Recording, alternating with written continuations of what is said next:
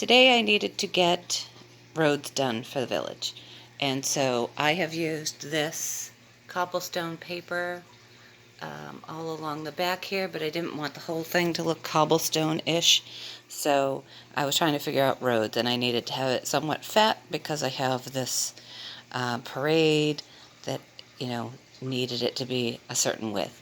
So I had found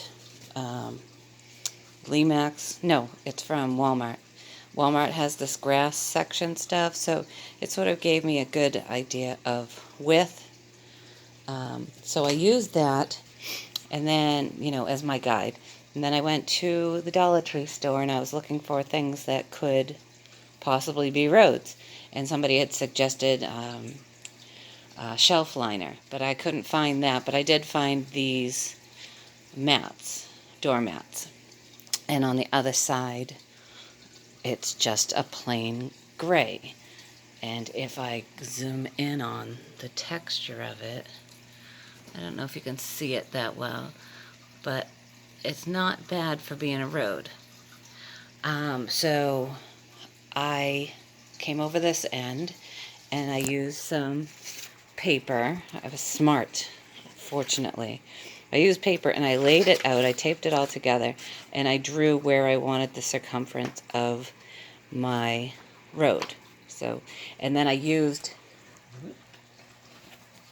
this stuff as my guide for how wide I wanted the road. And I sort of turned it as I went to make the nice corner that I needed to make. So then after I did that, I drew it onto, I bought 4 of these.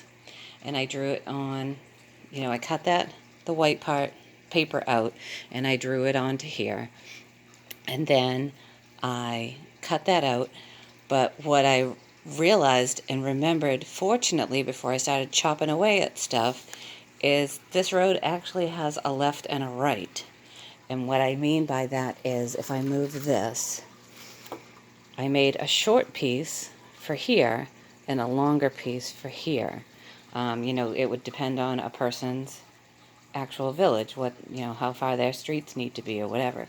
But just keep in mind that if you're going to go with this and it has, print on it, so you have to worry about which side you're using, just remember that this would be a right corner and that would be a left corner, and then when you come down here, that would be a right corner and that would be a left corner, which means you have to flip this board over.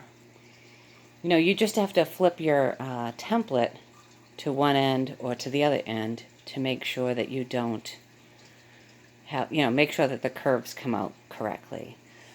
So anyway, I did that, and then with the leftover, because it only drew like there, I had this leftover section here, and I used that, and I made pieces, oops, I'm crashing stuff. You can't even see it blend so well together.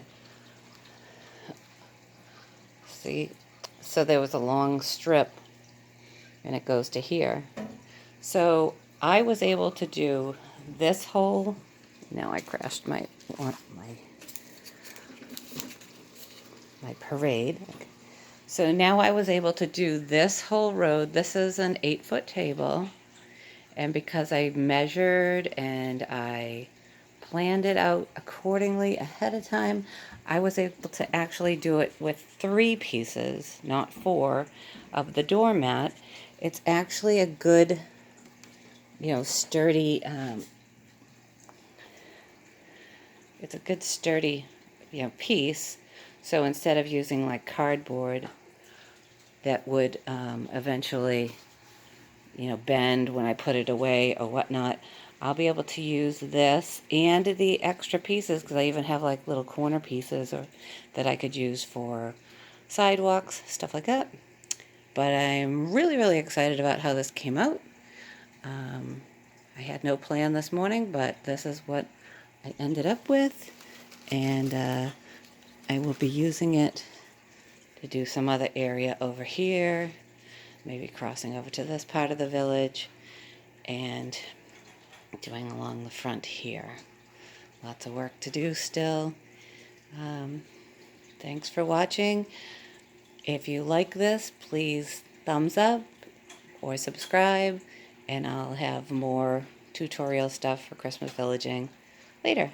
Thanks. Bye.